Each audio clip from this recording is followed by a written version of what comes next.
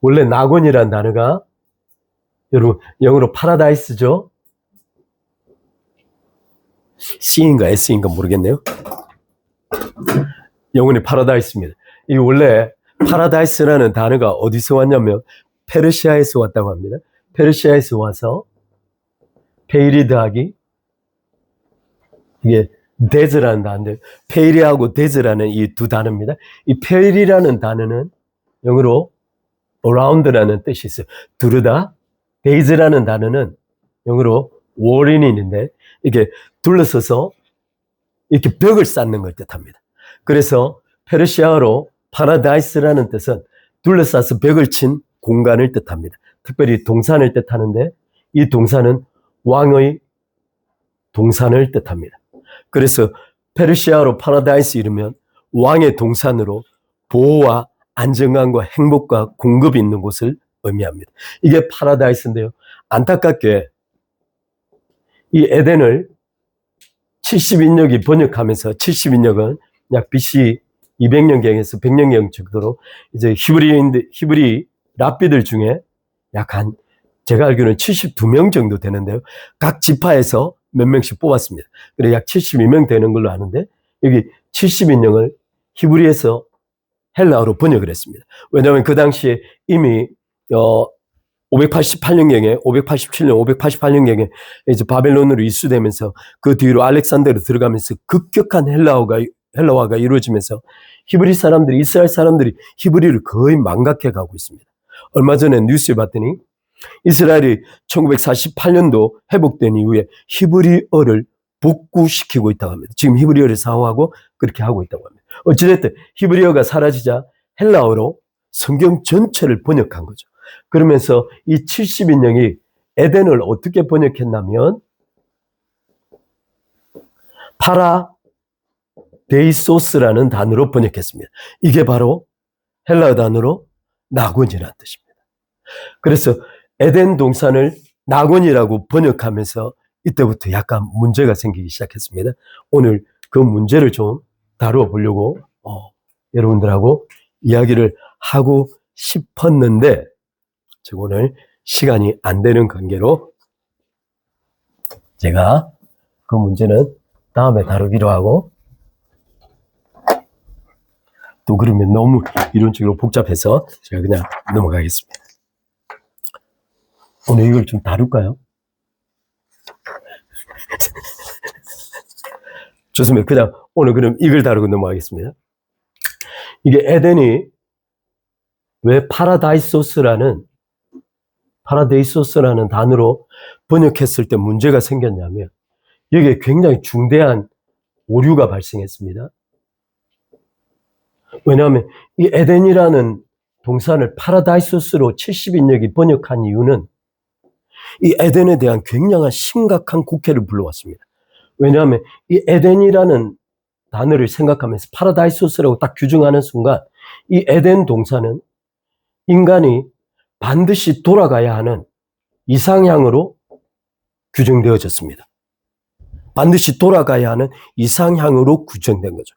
따라서 이 개념 자체가 어디서부터 비롯됐는지 역으로 따져가면, 지난번에 금요일날 말씀드렸는데, 이게 신플라톤주의가 있죠. 제가 좀 오늘 복잡하더라도 오늘 갑자기 송구영 신앱에 신플라톤주의를 다루고 이러면 안 되는데 죄송합니다. 신플라톤주의의 핵심이 뭐냐면 더원이라는 궁극적 존재가 있죠. 이 모든 만물은 여기에서 유출돼서, 바꿔 말해 유출되면 흘러나왔다는 뜻입니다. 흘러나와서 여러 단계를 구성하는데 뭐 누스도 있고, 여기 뭐 영혼도 있고, 뭐 이제 세계 영혼도 있고, 이렇게 마지막 물질이 이렇게 나오는데, 이 존재가 차츰차츰 사라지고 선이 차츰차츰 사라지면서 맨 마지막에 물질이 나오는 거죠. 그러니까 플라톤주의 관념 속에 맨 마지막 물질은 존재와 선이 사라진 상태입니다. 따라서 이 자체로 결함을 가지고 있어요. 존재가 사라지고 선이 사라졌기 때문에 이곳에서는 악이라는, 심지어 이 존재는 존재가 아니고 그냥 그림자로 간주되었습니다.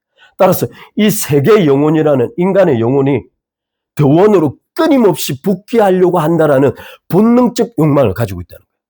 따라서 이런 신플라톤주의의 개념에 의해서 에덴 동산을 끊임없이 인간이 돌아가야 할 본향으로 규정한 거죠. 그런데 여기에 굉장히 심각한 문제가 있습니다. 왜냐하면 여러분, 우리는 보통 이렇게 배웁니다. 창조가 있고 여기 구속이 있는데 여기 타락이 있죠. 우리는 보통 창조에서 타락을 규정할 때 인간이 타락하여 아래로 떨어졌다고 생각합니다. 바꿔 말하면 인간이 변질되어져서 낮은 수준으로 떨어졌다고 생각하는 거죠. 그런데 이것 자체가 근본적으로 이렇게 규정되면 어떻게 되냐? 구속은 에덴의 회복이 됩니다. 창조의 회복이 됩니다. 그런데 제가 오늘 여러 가지로 말씀드릴 텐데 이것이 아닙니다. 어떤 의미에서는 우리의 진짜 기독교는 창조에서 타락으로 갔는데 타락에서 구속으로 새하늘 새 땅으로 옮겨가는 이 모든 과정이 하나님의 섭리적 관점에서는 상승적 점진적 발전입니다. 타락을 왜 이렇게 규정할 수 있는가를 오늘 좀 살펴보고자 합니다. 너무 심각한 주제죠. 송구영신 예배치고는 너무 심각한 주제라. 에덴 동산을 왜 파라다이스를 규정하지 않는가? 첫 번째 이유는 구약 성경 때문입니다. 히브리어에서 히브리 사고적 관념 속에서 에덴은 낙원이 아닙니다. 히브리 관념 속에서 에덴은 낙원이 아닙니다. 바꿔 말하면 인간이 추구하는 이상향으로서의 에덴이 없다는 거예요. 히브리 관념 속에. 이것은 그냥 풍요로운 땅, 풍요로운 공간, 하나님의 안식처라는 개념이 가지고 있습니다. 따라서 이것은 돌아가야 할 곳이 아니에요. 이것을 입증하는 것이 여러분 소돔과 고모라에 아브라함과 롯이 막 가다가 롯에게 재산이 이제 이집트에 갔다 올라올 때 롯과 아브라함이 재산이 너무 많으니까 롯에게 네가 자하면 나 우하고 네가 우하면 나 자할게. 그래서 롯을 눈을 들어 소돔과 고모라 땅을 바라보았더니 물이 흥건하고 녹초가 쫙 깔려 있는 게 그것이 마치 여호와의 동산 같고 애굽 땅 같더라 그런 거죠. 따라서 그 당시에 소돔과 고모라의 모습 자체가 에덴 동산 같다고 생각한 겁니다. 따라서 이 두 가지, 이 에덴 동산 같고 또는 애굽 땅 같다라는 것, 풍요의 땅을 의미합니다. 애굽 히브리 사람들에게 에덴은 풍요로운 땅을 의미합니다. 따라서 파라다이소스라는 개념 자체가 아니라는 거예요. 두 번째, 구약 성경 전체에서 에덴으로 회귀해야 된다는 말이 단 한 번도 없습니다. 절대 그런 용어를 사용하지 않습니다. 아브라함이 언약을 받은 이후로 끊임없이 아브라함은 나라를 구성하고 하나님 나라를 어떻게 이 땅 가운데 건설할 것인가에 포커스가 맞춰져 있어요. 그래서 소선지서 대선지서 전체는 이스라엘이 어떻게 하나님의 나라 세계를 통치하는 국가가 될 것인가에 포커스를 맞췄습니다. 따라서 에덴으로 돌아가야 한다는 관념 자체가 성경 속에 없는 거예요. 두 번째, 신약 성경에서는 단 한 번도 에덴에 언급하지 않았습니다. 따라서 성경적 관점에서 바라보면 에덴은 파라다이소스라고 규정할 수 없습니다. 제가 이것을 왜 강조드리냐면 지금 이것을 굉장히 곡해하는 사람들이 많아서 이 부분들을 절대 그렇게 보면 안 되기 때문이에요. 왜냐하면 아까도 말씀드렸지만 에덴 동산을 완벽하게 바라보면 어떤 일이 발생하냐면 타락이죠. 창조가 됩니다. 어떤 일이 에덴 동산에서 타락할 수 있다 그러면 구속에서 다시 타락할 수 있다고 보기 때문이에요. 이것은 신학적으로 굉장히 심각한 문제를 낳습니다. 에덴 동산이 돌아가야 파라다이스의 궁극적 이상향이라면 거기서 인간이 타락했다면 이 타락의 가능성은 구속받은 것이 에덴의 회복이면 다시 타락할 수 있다는 뜻이에요. 따라서 이런 에덴 동산을 이상향으로 바라보는 관점 자체가 완전히 비성경적입니다.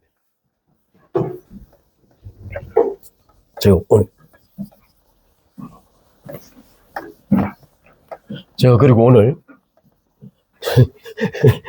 여러분하고 오늘 애들도 왔는데 정신 쏙 빼놓은 이야기를 좀 해야 될 것 같아서 오늘 좀 정신 쏙 빼놓는 이야기만 하고 마치겠습니다. 에덴 동산을 지금 이 이야기를 가장 많이 하는 사람은 김모 전도사예요. 제가 그 부분에 대해서 이걸 분명하게 이야기를 좀 하고 싶어서 오늘 이게 그렇습니다. 좀 좀 다른 이야기들도 많은데 저 오늘 이야기 좀 이야기하겠습니다. 에덴 동산을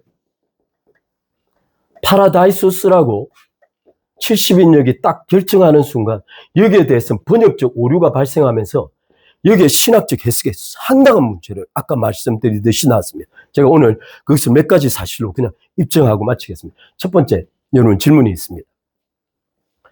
하나님께서 창조하신 인간의 자연적 생명이 있습니다. 자연적 생명. 그러니까 창조하실 때 하나님께서 주신 생명이 있어요. 이 생명은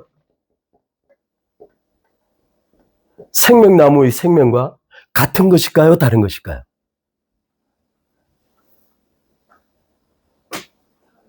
시온아, 하나님께서 인간을 처음에 창조하셔서 처음에 창조하시고 생명나무와 선악을 아는 지식나무를 동산 중앙에 딱 두셨어.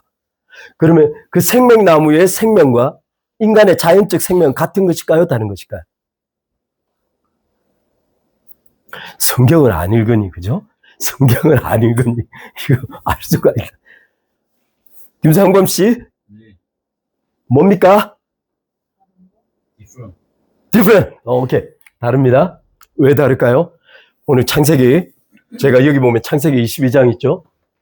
제가 오늘 이걸로 가르쳤기 때문에 제가 좀 읽어드리겠습니다. 여호와 하나님이 가라사대 보라, 이 사람이 선악을 아는 일에 우리 중 하나같이 뭐라고? 되었다. become이에요. 존재적인 변화가 생긴 거죠. 선악을 아는 일에 우리 중 하나같이 become 되었습니다. 그래서 그가 손을 들어 생명나무 실과도 따먹고 어떻게 할까? 영생할까? 하노라 하시고 하나님께서 생명나무를 막으신 거죠. 만약 인간의 최초 자연적 생명과 생명나무의 생명이 같다면 하나님께서 막을 이유가 전혀 없기 때문입니다.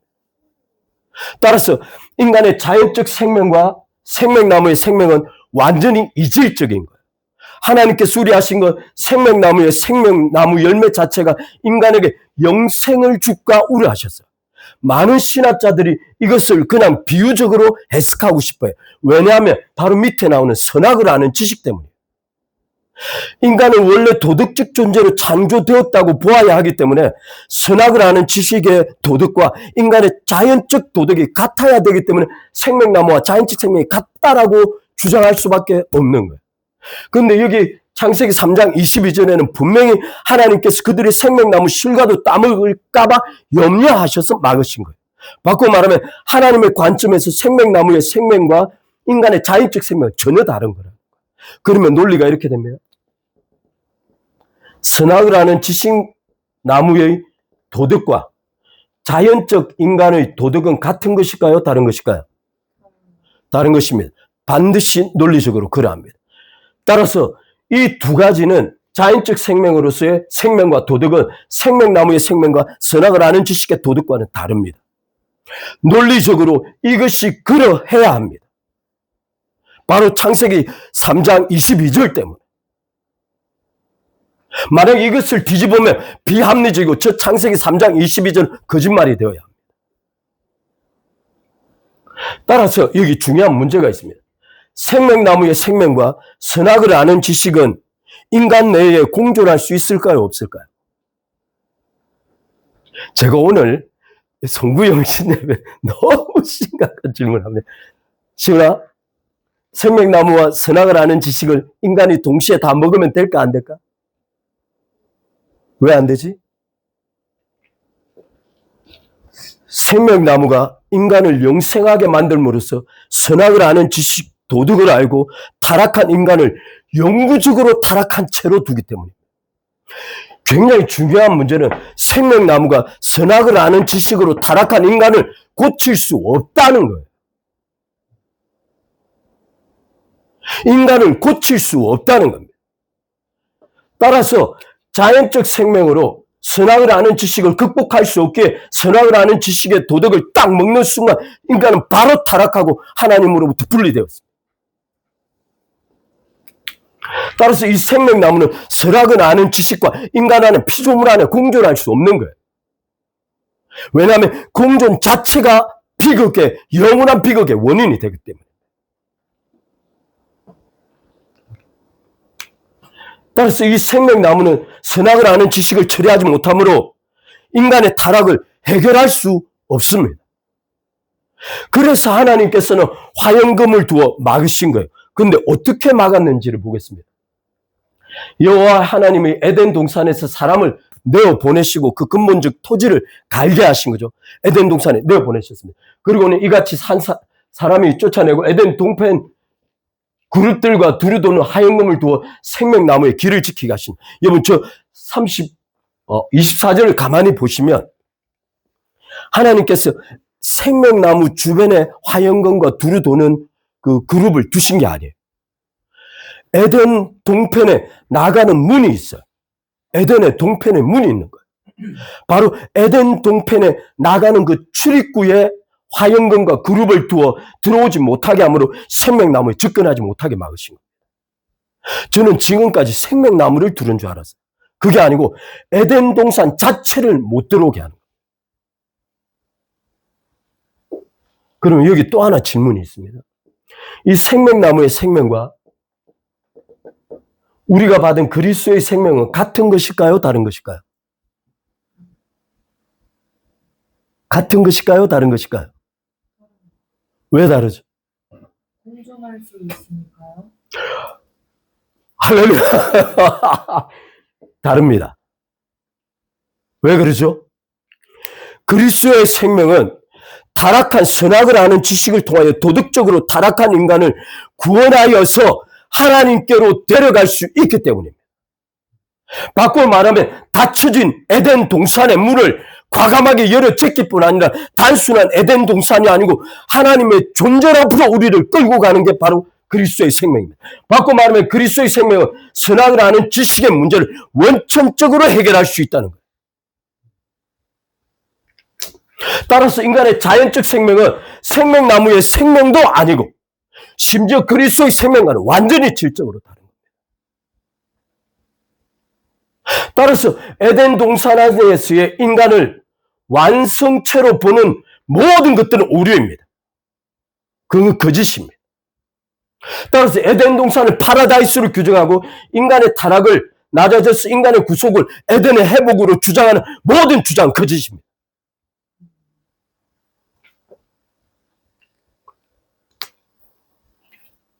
우리는 에덴의 회복을 꿈꾸는 게 아닙니다. 구약 성경부터 신약 성경까지 하나님의 새하늘 새 땅을 에덴에 비유한 적이 한 번도 없습니다. 지금 이해하시죠? 제가 오늘 흥분해 죄송합니다. 에덴은 완성체가 아니에요. 모형입니다.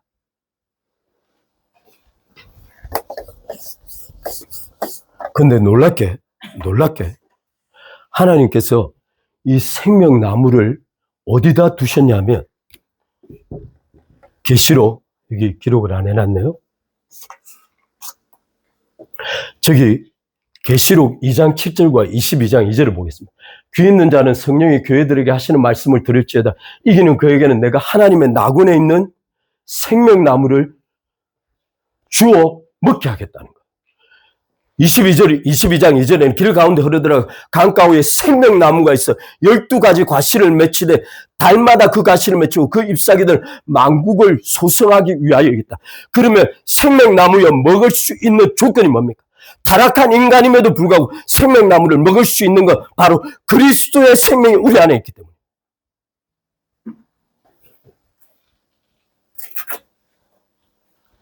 따라서 그리스도의 생명이 우리 안에 있을 때 그 생명나무는 하나님의 현현을 우리 안에 극대화시켜서 만물에 대한 하나님의 적극적인 통치와 개입을 가능케 합니다. 중요한 것이 있습니다. 저는 늘 생각하면서 과거 장로교 신학을 배우면서 늘 선악을 아는 지식에 대해서는 일부 타락의 문제 때문에 다루지 않을 수가 없었어요. 그런데 이 생명나무를 자세히 다룬 게 없는 거예요. 곰곰이 생각을 해봤습니다. 선악을 아는 지식이 인류의 역사를 완전히 뒤집은 거죠. 그렇다면 생명나무는 인류의 역사를 완전히 뒤집을 수 있을까요? 없을까요? 그렇죠. 그냥 생명나무는 생명나무니까 그냥 인간이 살던 게 조금 더 도움이 되나 보다. 영생하는가 보다라고 생각을 했습니다. 그게 아니에요. 선악을 아는 지식은 근본적으로 제가 여기 다른 질문을 안 하겠습니다. 제가 지난번에 지금 오늘 이 이야기는 이미 좀 몇몇 사람들에게 좀 자세히 이야기했기 때문에 좀 들어보시면 우리 인간의 구원자 세이비어는 왜 인간이면서 동시에 신이어야 합니까? 왜 그는 인간의 구원자는 왜 반드시 인간이면서 신이어야 하는가? 여러분 로마서 5장 12절에 한 사람으로 말미암아 죄가 세상에 들어오고 사망이 세상에 들어왔다. 그럼 한 사람의 범죄함을 인하여 인간이 모든 인류가 타락해 빠졌습니다. 그렇다면 인간을 구원하기 위해선 한 사람의 의면 되는 거죠. 그죠? 근데 그 한 사람이 꼭 신이어야 한다는 조건이 뭐냐는 거예요. 차라리 하나님께서 한 사람의 의인을 보낼 수도 있음에도 불구하고 하나님의 아들이 직접 세상에 오신 거죠. 그럼 왜 우리의 구원자는 인간이면서 동시에 신이어야만 하는 거예요? 아까 제가 말씀드린 대로 이 창조와 타락과 구속의 구도가 오류라는 것이 여기에 있습니다. 인간의 창조와 타락과 구속과 새하늘 새 땅의 모습은 전림적으로 발전한다는 것입니다. 이 타락은 선악을 아는 지식을 통해 타락한 거죠. 제가 누누이 말씀드립니다. 선악을 아는 지식은 누구만 소유할 수 있는 거죠? 전능자만이 가능합니다. 지금까지 그 논리를 입증하지 않은 겁니다. 모든 선을 알되 야고보서에 알고도 행치 않는 선 자체가 악이에요. 죄는 단순히 나쁜 일을 하는 것만 죄가 아니고 아는 선을 행치 않는 것도 죄라는 거예요. 그러면 인간의 죄는 악을 통해서도 발생하나 선을 통해서도 발생하는 거예요. 그런데 인간은 전지전능하지 못하기 때문에 반드시 아는 선을 다 행할 수 없는 거예요. 동시에 악을 통제할 수 없는 거예요. 따라서 이 선악을 아는 지식 자체가 이미 전지전능을 요구합니다. 왜냐하면 또 하나, 우리가 선악을 판단할 때 기준이 있어야 하죠. 우리는 전지전능한 지식을 가지고 있지 않기 때문에 두 사람 사이에 또는 내가 범죄를 통하여 발생한 사건의 정확한 의의 추를 잴 수 없습니다. 그러므로 선악을 아는 지식은 반드시 신의 지식이에요.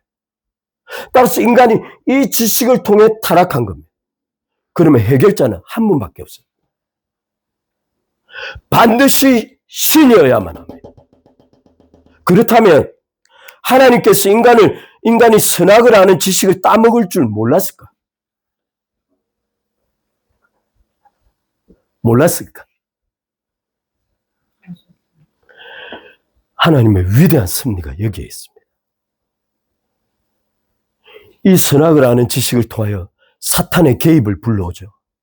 사탄이 인류의 역사 속으로 들어옵니다. 인류 역사를 마무리하면서 사탄을 정리할 수 있는 것. 따라서 이 모든 과정은 하나님의 경륜적인 역사 속에서는 모두가 다 상승곡성입니다. 타락 자체가 굉장한 비극이나 하나님의 섭리 안에서 마귀를 궁극적으로 제거하는 측면에서 타락은 하나님의 신의 한 수예요. 물론 타락을 필연화시킬 수는 없습니다. 제가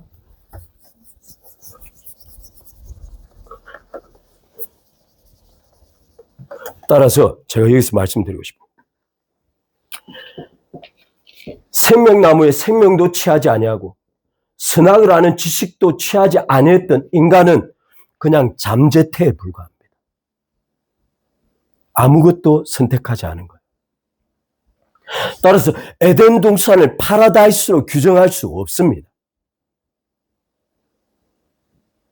제가 마지막으로 한 가지만 더 말씀드리겠습니다.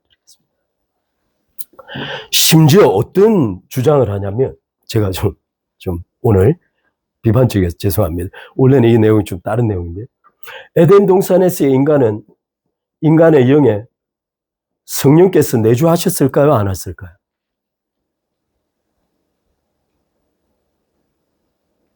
성령께서 내주하셨을까요? 안 하셨을까요?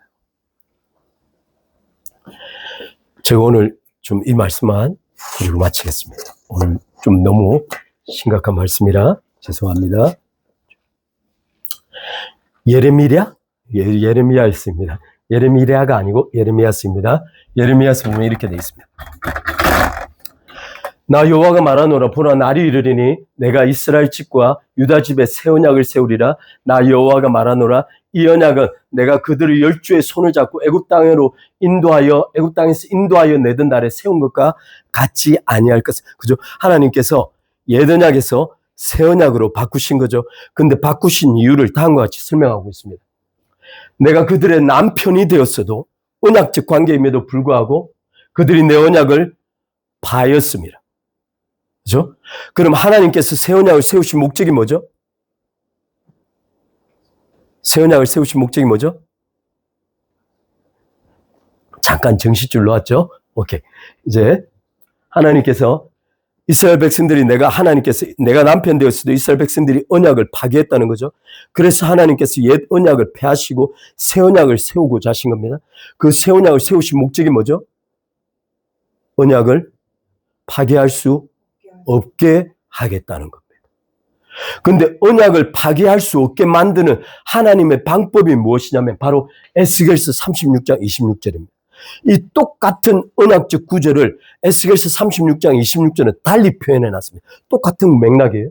어떻게 표현하냐면 새 영을 너희 속에 두고 새 마음을 너희에게 주되 너희 육신에서 굳은 마음을 제하고 부드러운 마음을 줄 것이며 이렇게 기록하고 있습니다.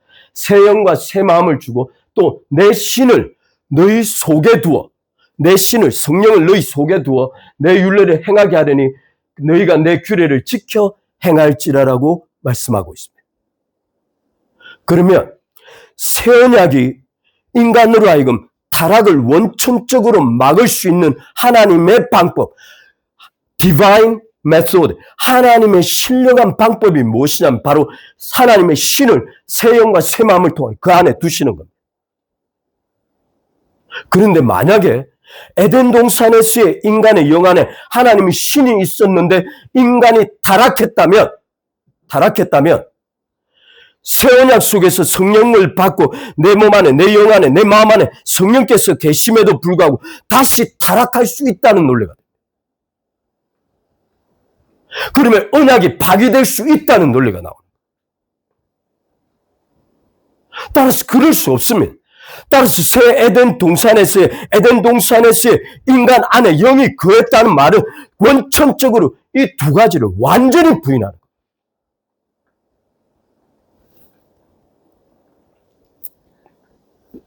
따라서 에덴 동산을 파라데이소스로 규정한 70인령은 결국 철학적으로 기반해 있습니다. 그건 성경적인 게 아니에요. 오늘 제가 한 부분만 더 하고 제가 마치겠습니다. 원래는 굉장히 많은데 이렇게 끝나면 여러분들께서 너무 힘들어 하실 것 같아서 제가 한 가지만 하고 여기 보시면 여기 요한복음 살리는 것은 영이니 육은 무익하니라 내가 너희에게 이르는 말이 영이요 생명이냐 이렇게 돼 있죠. 살리는 것이나 the spirit that gives life입니다. 성령께서 gives life, 생명을 주신다는 거예요. 그죠? 그러면 에덴 동산 안에서 인간이 이미 하나님의 성령을 가지고 있는데 타락했다면 그때 성령 하나님의 주신 생명은 뭐냐는 거예요. 그래서 말이 되지 않는다는 겁니다. 즉 gives life의 life는 저기 바로 영이요 생명이라고, 바로 영과 생명은 그리스도 자신입니다.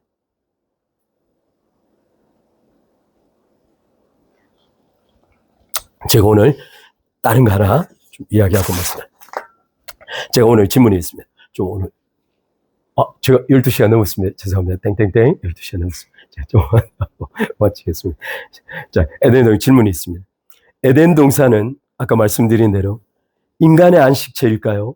하나님의 안식처일까요?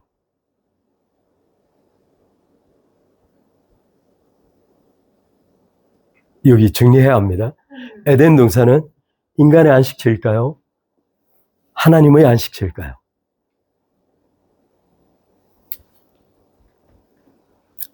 제가 에덴 동산은 하나님의 안식처입니다. 그것을 밝혀주는 첫 번째 요소가 바로 여기 선악을 아는 지식나무 때문입니다. 하나님께서 에덴 동산 안에 선악을 주신 선악을 아는 지식나무를 세운 근본적인 이유는 이곳이 하나님의 영역이라는 하나님의 초월적 영역에 대한 상징입니다. 따라서 인간에게 생명나무와 선악을 아는 지식나무 중에 선택하게 하신 것은 이곳이 하나님의 영역이기에 너가 무엇을 할 것인가를 결정하라는 겁니다. 따라서 에덴 동산에 인간을 두신 하나님의 목적은 에덴 동산의 청지기가 인간입니다. 두 번째, 에덴 동산에 아까 구조가 있는데요. 구조는 어떻다 그랬죠? 하나님께서 아담과 하와가 범죄하자 에덴 동편으로 내보냅니다. 동편에 문이 있는 거죠. 동편으로 내보냅니다. 그 동편으로 가는 것이 가인입니다. 따라 그 동편으로 다시 가는 것이 바벨탑입니다. 따라서 동편에서 멀어지면 멀어질수록 인간의 범죄가 극도로 발달합니다. 여기 에스겔서 말씀이 있는데요. 제가 좀 보고 말씀드리겠습니다.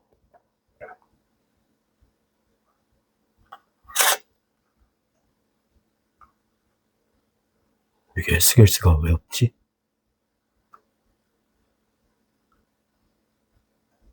죄송합니다. 여기 있네. 아닙니다.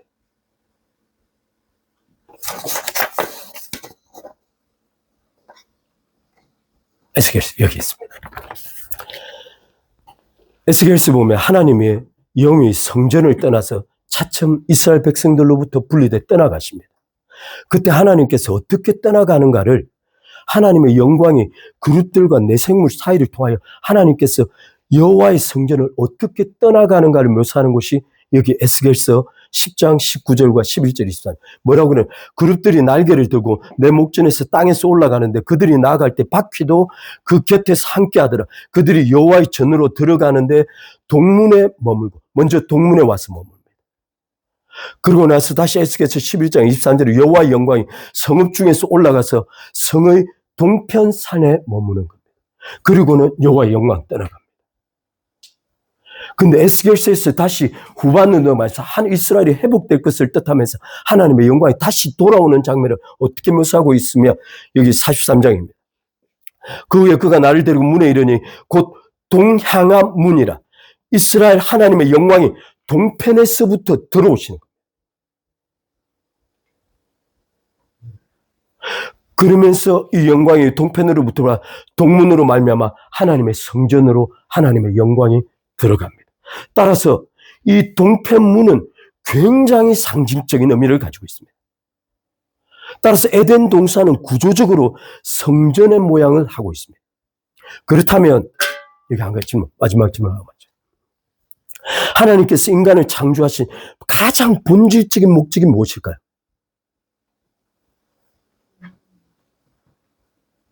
하나님께서 인간을 창조하시고 에덴 동산에 두신 가장 본질적인 목적이 무엇일까요?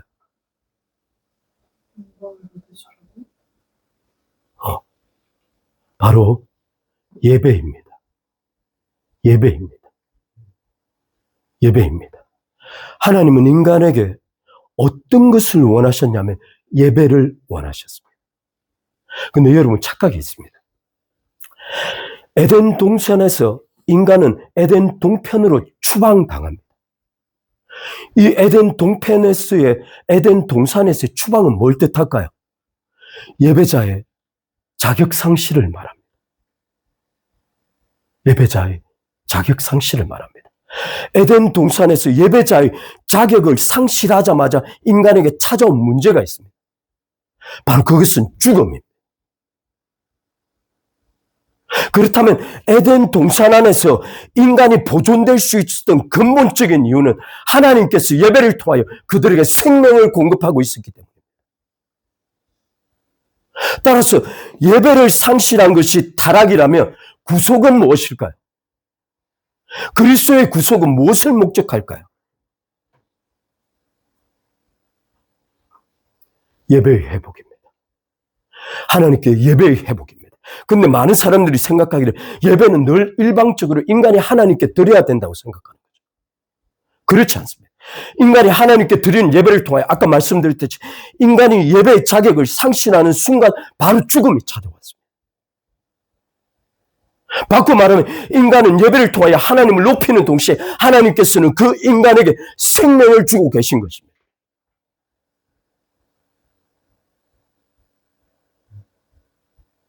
따라서 인간에게 생명을 주시는 하나님의 근본적인 의도는 아까 생명나무가 가진 것과 똑같습니다. 생명나무는 하나님께서 만물 안에 들어가서 직접 자신을 표현하고 싶어 한다는 거예요. 그런데 그 표현하는 통로를 누구 삼았는가? 바로 인간을 자신을 표현하는 통로로 삼은 겁니다. 따라서 예배자를 통하여 하나님께서 직접 그에게 내주하심으로 만물 안에서 자신의 영광을 직접 드러내고 능력을 직접 표현하고 싶어 한다는 거예요. 하나님께서. 그것이 생명나무가 가진 가장 본질적인 목적입니다. 따라서 구속은 무엇을 뜻하는가? 인간이 타락을 통하여 예배자로서의 자격을 상실하고 추방당하면 하나님으로부터 공급되는 생명을 상실했는데 그 구속은 다시금 하나님의 생명을 우리 안에 집어넣고 예배자로 세우는 겁니다. 예배자를 통하여 하나님의 성령이 임함으로 그 성령을 통하여 하나님께서 자신을 표현할 수 있도록 나 자신을 내어드리는 겁니다. 이것이 예배입니다. 이것이 생명나무의 본질입니다. 만약 인간이 생명을 나무의 열매를 취했다 그러면 인류 역사는 완전히 달라졌을 겁니다. 따라서 선악을 아는 지식의 문제 때문에 초래된 문제만큼이나 반대로 생명나무는 인류의 역사를 극단적으로 바꿔놓았을 것입니다. 올해 한 해 2026년 우리 교회는 작지만 다윗의 장막을 간절히 기도하고 있습니다. 다윗의 장막은 왜 하나님께서 계속해서 마지막 때에 다윗의 장막을 회복하시고자 하시는가? 지난번에 말씀드렸던 걸 다시 한번 말씀드리고 마치겠습니다. 다윗의 장막이 있기 전까지 하나님의 성전은 늘 죄사함을 받기 위한 제사 목적이었습니다. 심지어 이 제사가 잘 드려지지 않으니까 엘리 제사장 때는 그 하나님의 그 성전이 실로에 처박혀 있었던 거예요. 그들이 끝까지 하나님을 무시하다가 블레셋하고 전쟁이 벌어지니까 무시하던 언약궤를 들고 나와서 전쟁에 나갔으니까 하나님께서 전쟁에서 개입을 안 하신 거죠. 그리고 이스라엘은 망했습니다. 엄청난 사람이 전쟁에서 죽었습니다. 그리고 그 언약궤는 블레셋에게 뺏겼습니다.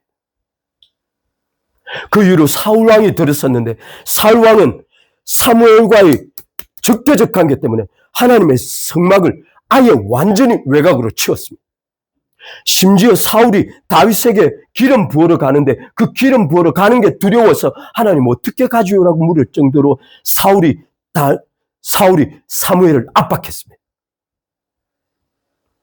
근데 다윗이 그렇게 외면받던 하나님의 성막을 자신의 왕궁 안으로 끌어들입니다. 바꿔 말하면 이스라엘의 나라 중심이 왕궁이나 내가 아니고 하나님의 성전임에 하나님 자신이라는 것을 이스라엘 민족 전체에게 선포하는 것이 바로 다윗의 장막입니다. 다윗의 장막은 더 이상 제사 드리는 곳이 아니고 하나님을 향하여 레위인들이 20몇 개 팀으로 나눠서 하나님을 매일 찬양하는 곳이 다윗의 장막이 됐습니다. 그곳에서 하나님께서 임재하셔서 끊임없이 이스라엘 백성들에게 말씀하시며 계시하시는 곳이 다윗의 장막이 된 겁니다. 이 마지막 때에 어떻게 살아갈 것인가?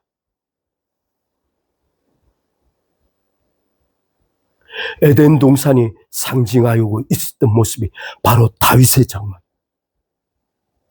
2026년 우리 안에 예배를 회복해야 합니다.